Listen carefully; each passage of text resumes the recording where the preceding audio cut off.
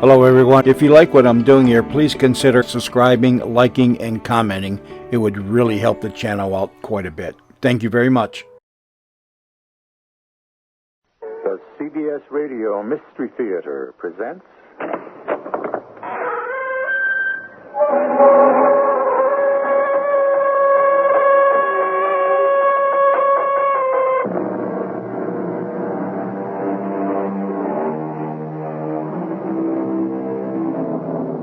Come in. Welcome. I'm E.G. Marshall, a man fascinated by the great love stories of history. Recall, please, the tragic story of Archduke Rudolph of Hofburg and his inamorata, Marie Wetzera. In the year 1889, they died at Mayerling, the prince's hunting lodge near Vienna. How did they die? No one really knows what happened at Mayerling. Multiple theories exist, not one of them proved. David, if we can find out what really happened at Mayerling and why it happened, we'll know what to do about us. Kill ourselves? Well, that's what Marie and Rudolph did. We don't know that. Somewhere they took a wrong turn. Whatever happened at Mayerling was because of that. They'll show us how not to take a wrong turning.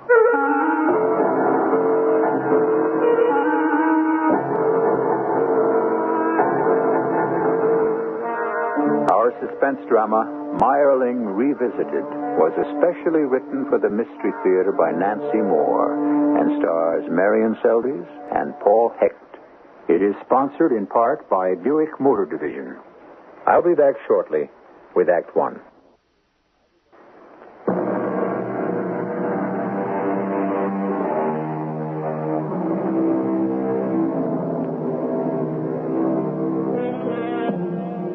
Today, the hunting lodge called Mayerling is a nunnery. But the room where Rudolph and Marie died, by whatever hand, is kept as a shrine. Romantic and curious tourists come there often. On a day not long ago, there came a pair of young Americans. Kitty Scott taught English in a Viennese school. David Carlton, on a tour of Europe, met Kitty, fell in love, and stopped touring. On the day they made their pilgrimage to Mayerling... Oh, but this is Kitty's story. I had read everything I could find about Rudolph and Marie Wetzera. From the very beginning, I felt a kinship with Marie. More than sympathy and fascination with what happened to her. Oh, much more than that. As if... I know it sounds foolish, but as if it had happened to me. After I fell in love, the feeling was stronger. On that spring morning, when David and I, holding hands, stood in front of the nunnery, it was almost overwhelming. What are you thinking, Miss Kitty Scott, with the large blue and lustrous eyes? Ah, you'd laugh at me. Your hand, suddenly cold. Yes, put your arm around me, please. Oh, nothing Darling, you're shivering. What's wrong? What is it? Well, it's just that if we could just be in that room together, we might find out what really happened there. Sweetheart, it was all so long ago. I mean, does it really matter? Yes, I can't explain why, but it matters. Kit, what is with you? You've been here before. I mean, what's so important this time? Well, I just want you to see it. No, it's more than that. And what do you mean we'll find out what happened? Because we're in love the way Rudolph and Marie were in love. If we can find out what happened to them and why it happened, we'll know what to do about us. And that's why we're at Mayerling? It isn't crazy, honey. We're like them in other ways. There's a parallel. Your father will try to stop our marriage. Rudolph's father did exactly the same Kitty, thing. there is no parallel. We're just ordinary people. Rudolph was a prince. His father was an emperor. Well, your father gives commands like an emperor. Yes, he even has an empire. An empire that you'll inherit if you don't marry a penniless nobody named Kitty Scott. I am marrying Kitty Scott. Now, didn't I write in that? What do I care about his damned oil wells? You say that, but you don't really mean it. Oh, sure, I'd like a little money. Who wouldn't? There's got to be some way to get around the old man so he won't completely disown me. But I think Rudolph and Marie will tell us what to do. Kill ourselves? Well, that's what they did. They died. That's all we know. But they did take a wrong turning. And they'll show us how not to take one. How the devil will we find out about wrong turnings just by standing in a room? I don't know.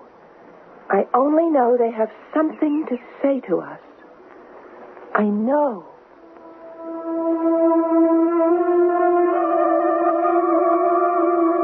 The Mother Superior smiled and opened the door to the sanctuary. The very large room was empty, except for the shrine. I closed my eyes, trying desperately to understand what had happened there. Nothing came to me. Nothing. And then, for every individual, there is a moment in life when the soul dies. This is not necessarily the moment when he reaches his physical end.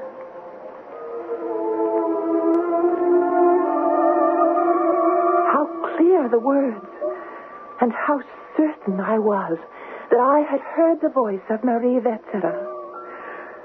When I told David about it, he didn't believe one word. Now, let's have that again, Kit, for every soul. No. For every individual, there is a moment in life when the soul dies. Whew, what an imagination. Oh, I swear I didn't... Wait a minute. Huh? I can prove I didn't imagine it. Rudolph's mother said those exact words. What, Kit? I read them somewhere. I remember now. Well, then don't you see that that's what made you think you heard them? Not a voice from the past, but something called up out of your subconscious. Only you mixed it all up. The Empress said it, not Marie Wetzera. But Marie must have said it, too. You see, it's a key for us to unlock the past. Come on, Kit. You're trying so hard to identify with Marie. Identify? But I do. I have, ever since I first heard her name, and today more than ever. Could I be Marie Wetzera? Reincarnation? Well, if this makes me Rudolph, no thanks. He shot his girl and then himself. We don't know that. Well, we do know I'm not about to shoot mine. Oh, don't tease me, please. You're serious? Good Lord, Kit. Living more than one life? I mean, do you believe in that stuff? Well, I've leaned toward it for a long time. If we've left something undone in one life, then maybe we've got a chance to finish it in the next. Or if we've done something wrong, then we're given a chance to make it right.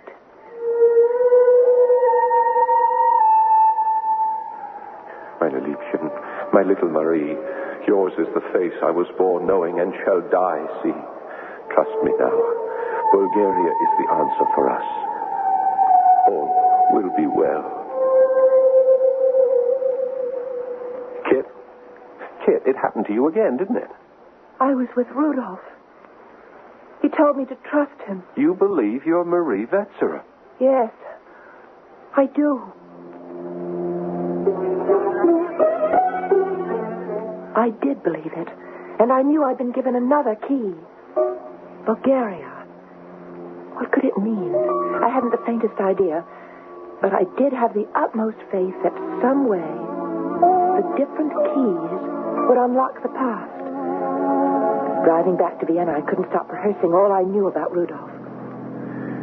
Franz Joseph wouldn't let Rudolph have anything to say about politics, here or abroad. Some books claim the prince was a weakling. Others say he was a man of vision, ahead of his time. Didn't you tell me he believed in world federation? Yes, he did. He had the mind to accomplish marvelous things for Europe. But his father wouldn't let him be anything but a puppet prince. Franz Joseph demanded absolute submission for everyone, especially his son. Yes, like my father. And Rudolph kept trying to break his chains. But he couldn't. The last 2 years of his life, he just gave up. Gave up. Drank. Took morphine. Kid, is that me? No, thank the Lord. And then, Rudolph met Baroness Marie Wetzera. And David met Miss Kitty Scott. And they fell in love on sight the way we did. And just think, they'd only known each other 3 months when they died, yes. Well, we've known each other 3 months to the day, and I don't much care for that parallel. And I don't either. But I see them like us. Happy, full of hope, certain they'd be married. Hold it, not like us. I'm not married to anyone. He was married to Stephanie. Now, how could he and Marie think they could possibly marry? You said the Pope refused Rudolph a divorce. An annulment. Oh, David, wait. Bulgaria. I've just remembered something.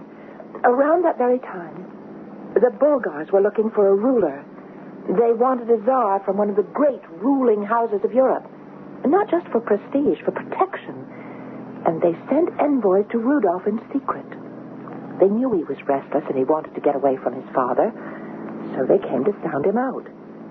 Would he be interested in the crown? Oh, I know they came, and that's why he and Marie were so happy. Kid, you don't know any such thing. Well, not yet, but we're going to the Saka Hotel, to the room where they stayed. Maybe then I'll know.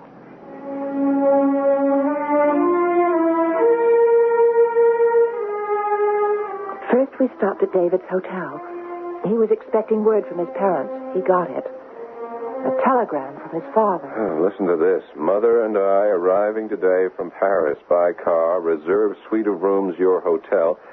Will expect the girl to meet us there at 3, you at 3:30. No excuse acceptable, Dad. The girl? Why didn't he say the fortune hunter? That's what he thinks. No excuse acceptable, none ever is. Oh, why did I ever write him that we wanted to be married? Well, they're your parents. You were honest. I wasn't honest. I'm under his thumb like Rudolph was under the Emperor's. We should have married and told him afterwards. And be disowned? I don't care. Oh, darling, you do care. I should have known he'd... You don't think I'll stand up to him, do you? I think Marie and Rudolph will show you how to stand up to him. Next stop, the Saka Hotel.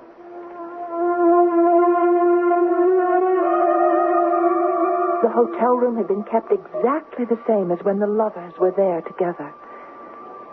David and I stood where they stood and waited. There was such a stillness, but nothing else. David finally said we might as well go. And as I turned, it happened. My angel, Marie, do you see what Bulgaria could mean for us? There I would be a true prince, all my beliefs put into practice. But would they have me as well? Oh, yes, my love, yes. Bulgaria is Eastern Orthodox. The church recognizes divorce and would grant me one. My Marie would reign beside me as Tsarina. Oh. But we must not hope too much. The official offer to be Tsar has not been made yet. There is not such a thing as too much hope. All the same, the Royal Council may not find me acceptable. Not acceptable. You. Even if I am, and my father learns of the plot, you know what it would mean? I won't think of that. Not only banishment, but trial for treason. I would lose Bulgaria. And worse, lose you. Are you willing to risk it? There's nothing in life I would not risk for you. Oh, now. Yes, enter. Your Highness, Yes, what is it? Imperial Highness, I bring a message from Her Majesty. She will receive Baroness Vetsera today at 3 o'clock. Alone. The prince is not expected. Very neat. Marie has an audience with the Empress at 3 o'clock. Kitty has an audience with the Carltons at 3 o'clock. You still think it's all ridiculous? Hey, will Marie win over the Empress? I don't know. How could I? But maybe if we go to Hofburg Palace. Oh, now, come Oh, on. please, darling, please. Next stop, Hofburg Palace.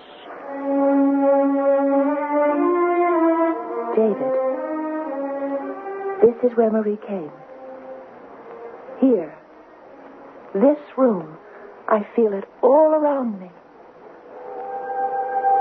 Oh, how young you are. 17 only. Oh, how young. I'm older than my years, Your Majesty. I pray that is so. Only a woman could accept what I must say. I implore you to believe me. My child, count yourself fortunate that you can never be Empress of the Austro-Hungary Empire. It is a burdensome and empty honor. But I have no wish to be Empress here, Your Majesty. No, but I thought you Thought had... your son and I longed for this throne. Once, perhaps, but no more. I pray you then, believe this also. Count yourself fortunate, too, that a marriage between you and the Archduke is impossible. Not because of the Emperor's refusal or the Holy Father's. It is because the prince who showed such promise now is... I cannot find words. Surely you cannot want the weak, dissolute man he has become. Surely you will give him up? No, I do not want a weak and dissolute man. For every individual, there is a moment in life when the soul dies. But this is not necessarily the moment when he reaches his physical end. My poor son Rudolph's soul is dead. Your pardon, Majesty. If he were as you say, no, I would not want him. But I know his true nature. He is strong and noble of heart, and I will not give him up.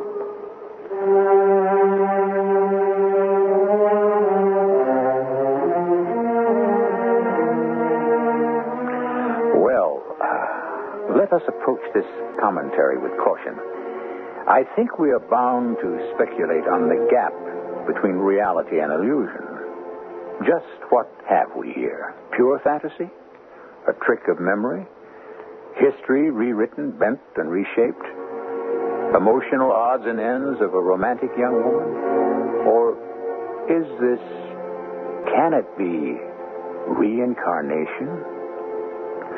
Perhaps, I make no promise, will be answered in Act 2.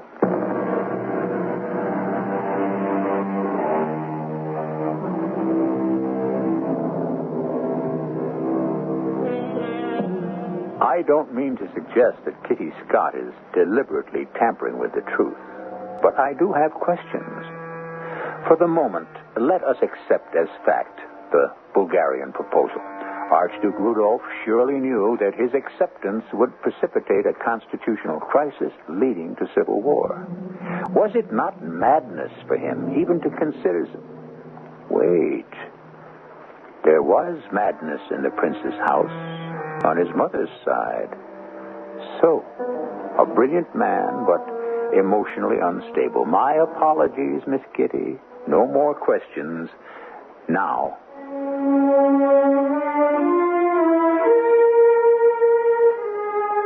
I didn't tell David what the Empress and Marie had said to each other. We went next to the Emperor's private quarters.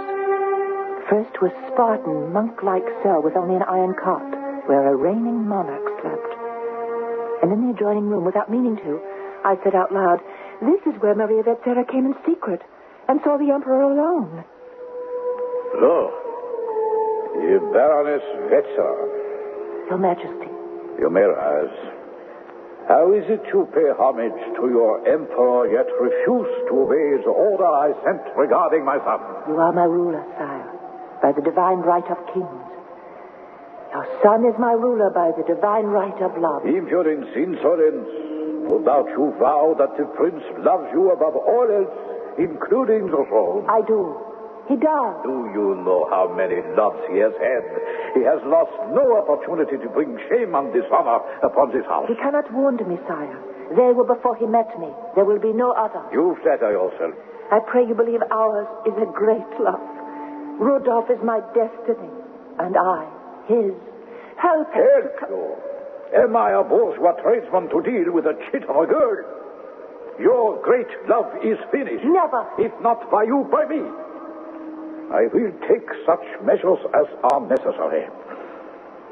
1 week hence, if my order is not obeyed, banishment.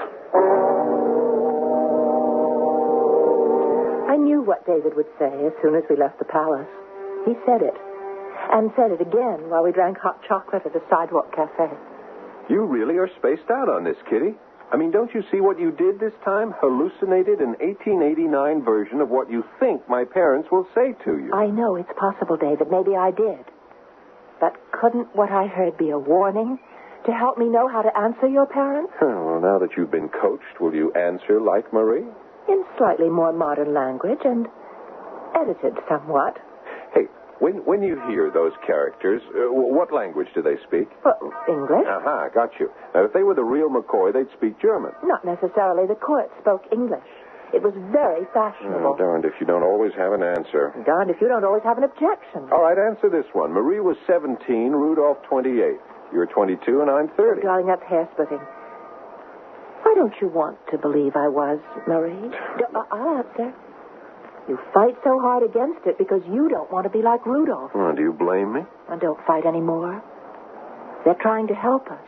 They owe us, huh? Oh, us? We owe them.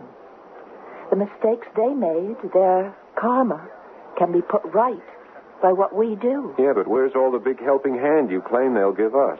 No, I'm sorry. I don't buy any part of it. Even with that shocker imagination of yours, you'll never crack the Mayerling mystery because you can't get around the fact that they just plain died. And what can that possibly say to us? No, I couldn't get around the fact of their death. But we were meant to understand why they had to die. I was absolutely certain Rudolph and Marie were trying to tell us something, send us some message.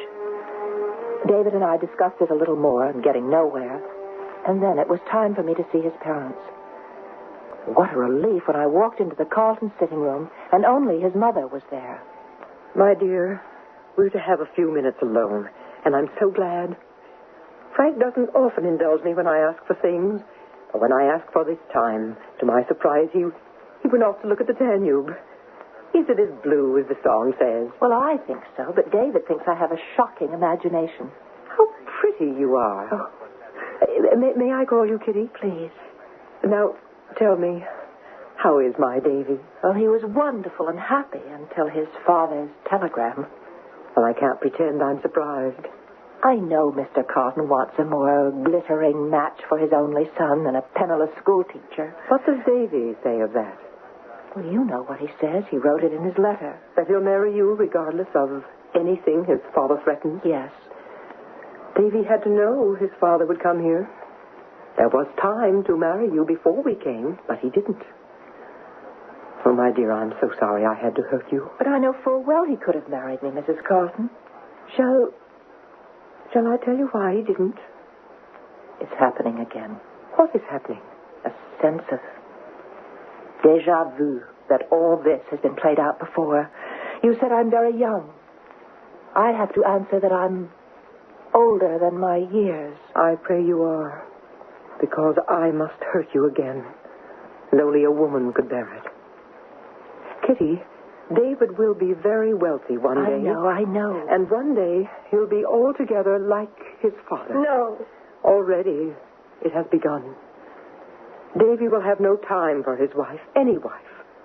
She will only be a possession, a piece of property valued far less than his oil wells, his stocks, and his bonds. Would you want such a husband? No, I wouldn't want such a husband. Then be glad his father won't permit the marriage. If he's crossed, he'll disown David. And my poor Davy could not survive that. Oh, Frank, you're back so soon. Well, the Blue Danube is not blue. Oh, I'm so disappointed.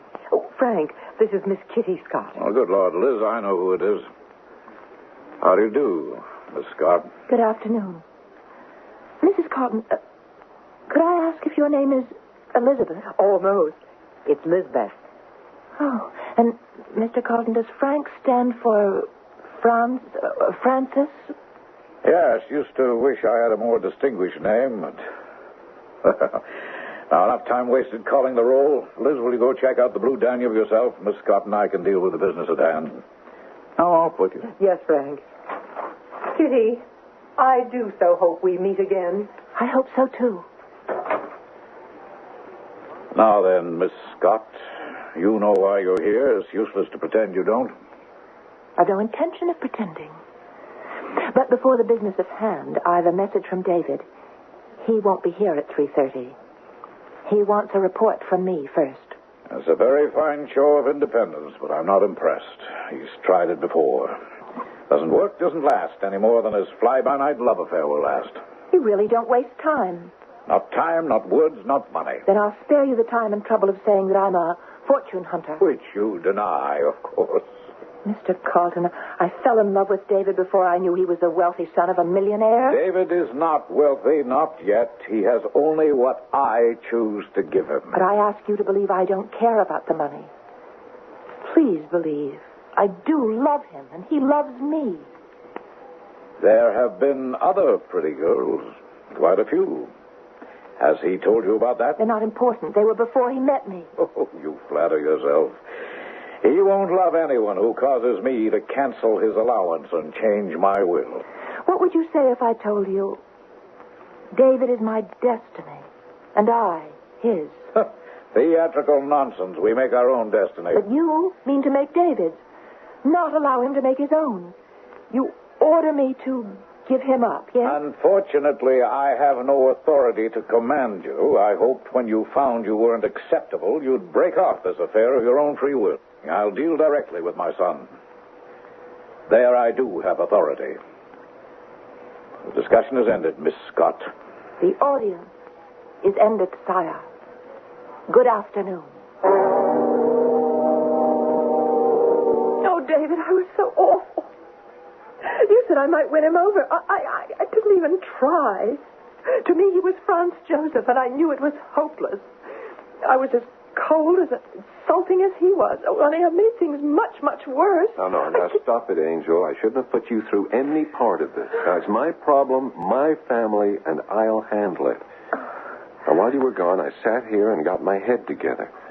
I don't give a damn what my old man says. There'll be one answer to everything. Keep your lousy fortune. I am marrying Kitty. She's my fortune. Darling. Oh, darling. You've never sounded like this before. Never sure like this. I mean, the same words, but, a different tune. Yeah, well, thank your mystical friends. Fact or fiction, they did help. I see now that if Rudolph had the guts to give up the throne, any throne, if they just walked away, gone to, well, America, they could have lived happily ever after. So kiss me. You want some more proof that they aren't fiction? Yeah. Now listen to these names. Mm-hmm. Elizabeth. Francis. Franz. Hey, if you're secretly named Mary and my name turns out to be Randolph, I'm converted to reincarnation. Well, my middle name's Vera. Will that do for that setup? No. Wait. The Archduke's full name was Rudolph Franz Karl Joseph. Carlton. Well, how about that? Oh, darling. It's lovely to laugh again. Well, there won't be a barrel of laughs when I see Dad now and invite His Majesty to a wedding tomorrow. Oh, David, tomorrow. Tomorrow. And nothing on earth will stop us, including a royal decree. I wanted to plan my wedding. Why didn't Mayerling come between? No need any longer to learn what happened there. Obviously, there was something more we were meant to understand. This time, I didn't just hear them. I saw Rudolph, much handsomer than his pictures. Marie, small, delicate, lovely. She had just arrived at the hunting lodge, and he was not pleased. The Bulgarian envoys were expected, and for some reason he hadn't wanted her there. In a moment, she knew why. On the prince's writing table lay a pistol and 2 letters. One addressed to the Empress, and the other to his wife. Dear Lord. You were not meant to see them. Suicide. If the Bulgarian offer is not made, yes. I pray the gun will never be used, the letters never read. But in case needed, they lie ready. If you had not come, there would have been a 3rd letter to Marie. You can't mean this. All we dreamed, all we planned. All ended if the Bulgars have decided against me. I have come too close to our dream to go back to the old life. Without you, without an empire, I have nothing, I am nothing. Suicide is all that is left to me. I shouldn't have let you be here alone. Such black thoughts. Will you come with me, my angel? I will follow you anywhere. You know I will. But there'll be no need for dying. I believe with all my heart there's a future for us. If not Bulgaria, then we'll go far away. No royal decree can stop us. And together, what do we care for a crown?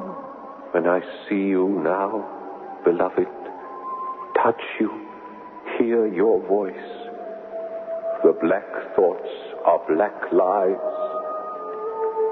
Only you are truth.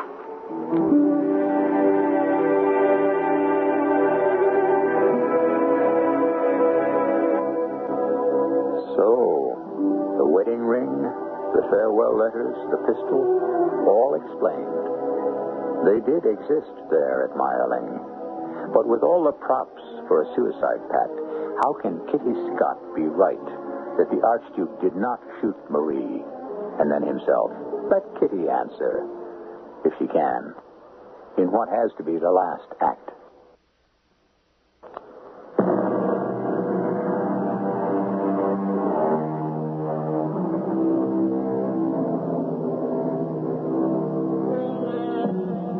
This is very likely an unprofitable line of thought, but does it strike you that the Archduke Rudolph talks out of both sides of his mouth?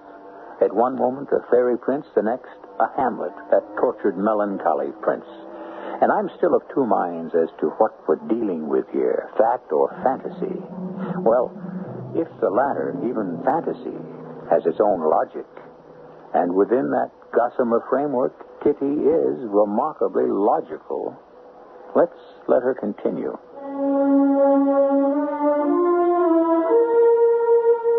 When David came back, I was so preoccupied with wedding plans and Mayerling, I didn't notice how quiet he was.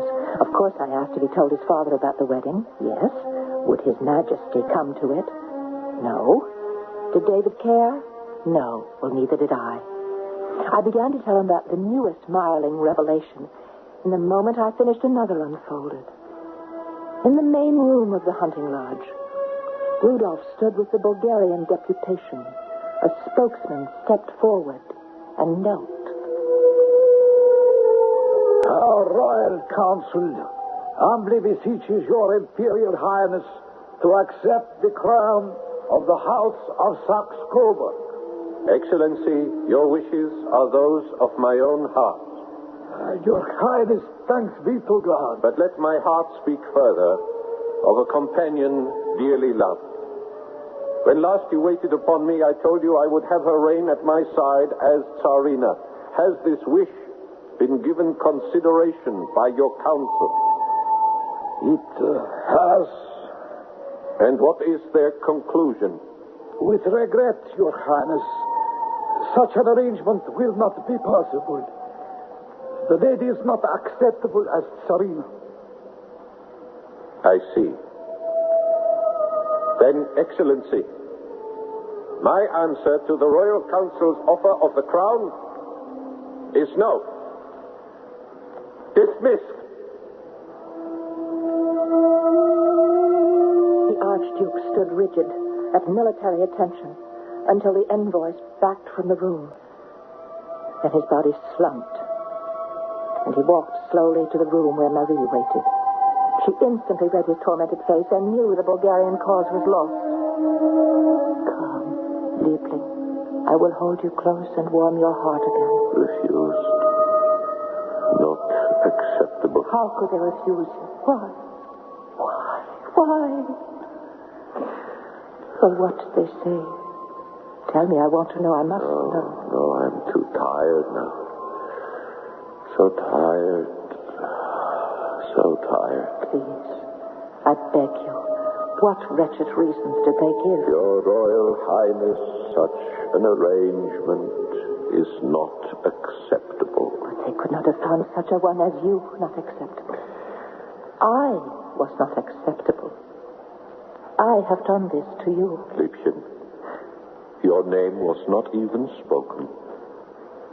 I was refused. Archduke Rudolph of the House of Habsburg was not acceptable. And there it ends. Pour me a cognac, please. Yes, a toast. We will drink to a new life and make new plans and not weep for the old. Not acceptable. Not acceptable. Hush, my love, hush. All is well. We have each other. Shall we drink to freedom? We will go where no trappings of royalty can. To America, the land of the free, We'll be subject to no one there. America, my own. No! All is finished. I tell you, I am subject to the Emperor and will always be a puppet prince. I will always be. What madness made me fancy I could be other? What folly made me imagine Bulgaria could be brought off, that you and I, in Bulgaria or any place on earth? No. You and I and life are finished. You are not to talk in this terrible way. You gave me your promise we would go across the world. You vowed you would talk no more of ending your life. My life? What life? I care so little for my life. It is not worth the ending of it. I will be a puppet prince. What difference now? God help us. God help us. Marie, you have been dearer to me than all else on earth. Forgive me if you can. But I feel nothing now, even for you.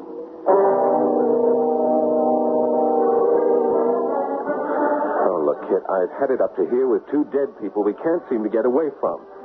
Now, if any of it's true, why don't I see and hear it? I guess because you won't even consider reincarnation as a possibility. That's right, and I'm fed up to the teeth with mysticism and karma and messages that never come. Now, can we please just drop it now? What is it? Something's terribly wrong. Waiter, can we have another drink here? Answer me, David. All right, I'll tell you. Oh, you don't need to. I know. You gave in to your father. I haven't. Well, not really. All I did was to agree to a delay of the wedding, that's all. Kit, Dad said if we really love each other, we'd prove it by waiting a year. Not see each other till... we'll make a date to meet right here a year from today. I have to leave Vienna tomorrow. For Pete's sake, don't look at me like that. It's better this way, don't you see? I mean, if we marry tomorrow, he'd throw us out, and if we wait, he won't. We'll have the best of both worlds. I know what you're thinking. Mayerling, a big fat parallel this time. Go ahead, say it. I'm a puppet prince, too. Well, if you think that... I don't think it. Rudolph gave up. He chickened out. I'm not doing that. Aren't you? No. A year will pass. We'll write to each other. You really think your father will be any different a year from now? God, what is with me? Why do I lie to myself? I know he won't change. But the question is, will I? Oh, Kid, don't give up on me. I'm nothing without you. You know who you quoted just then. What? I did, didn't I? Yeah, so where's all the help that he and his lady were supposed to teach us? What's the big message? I guess we can't learn it without knowing all that happened at Mayerling. We still don't know. We do know. Never mind what Rudolph said about how he wasn't worth killing. The poor guy was freaked out. He shot her and shot himself. No. Then what? I'm the one hooked on Mayerling now. I've got to know what they have to tell me. Conjure them up again. I can't. I've been trying ever since you told me what you promised your father. And what if we do go to Mayerling again? Stand in that room again. It's our last chance to know what they did wrong so I can do it right. Next stop, Mayerling.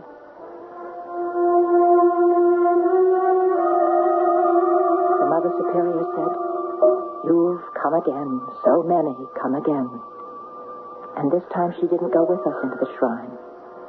Alone, we stood once more in that fatal room. Almost immediately, the change began. Beside me, I heard David gasp. I felt his hand grip mine. This time, we would be together in the past. Marie. Please, Marie. Don't look at me. Faithless to all you believe. No. To dreams, to love, and most sad of all, to yourself. The Empress knew, but I did not. There is a moment in life for every individual when the soul dies. Not necessarily the moment when he reaches his physical end. Marie. United in love and death. Prince of my heart, there is life beyond life. We will be together. It is a promise.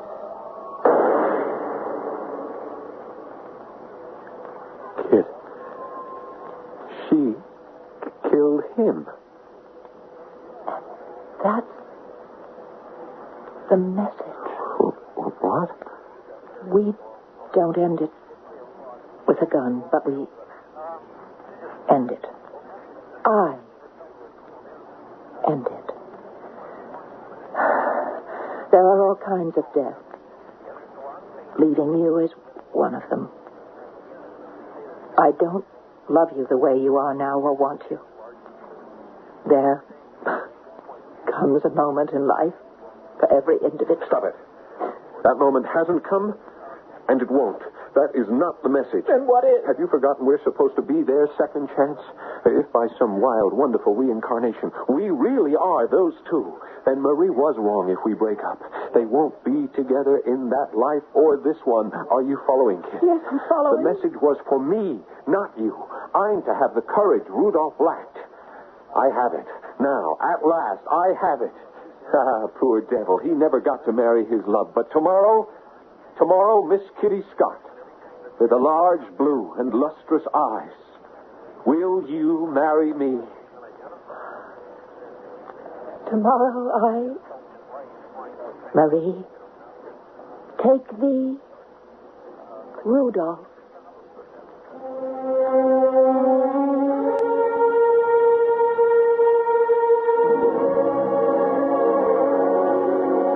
Well, where have we been? In the misty regions of imagination?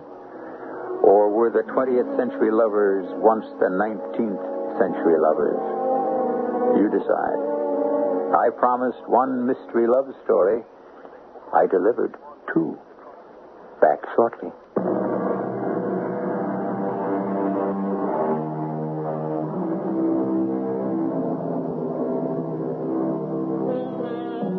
I've been doing a little reading on Mayerling myself. Marie Wetzera may have dispatched the prince, but she didn't follow him immediately. She wrote 3 notes, one begging her mother to forgive her. She couldn't live without Rudolph. One to her brother, saying she would watch over him from above. To her sister, do not cry. I go happily. My greatest happiness would be to live in a hut with him. But since it is impossible to live with him, I shall die with him. Our cast included Marian Seldes, Paul Hecht, Joan Shay, and Ian Martin. The entire production was under the direction of Hyman Brown. And now, a preview of our next tale. Kind of scary when you come right down to it. What, the cat? No, the cat is a cat, but the way Dinah feels about it. How does she feel about it? Well, you know what a familiar is. The alter ego of a witch. What? You're suggesting that Dinah Oh, is don't be ridiculous, but she read about it somewhere. You know how much she reads and how suggestible she is, and I swear she's got this notion that the cat is, well, I sort of said it already, her other self. Oh, come on, Joan. What on earth would give you the idea that... She talks to herself, Dave. Well, who doesn't if you're alone enough? Out loud? Well, sometimes, like to an imaginary playmate. Well, this isn't exactly the same. The playmate talks back in another voice. You're kidding. I wish I were. Radio Mystery Theater was sponsored in part by Contact, the 12-hour cold capsule. This is E.G. Marshall inviting you to return to our Mystery Theater for another adventure in the macabre. Until next time, pleasant dreams.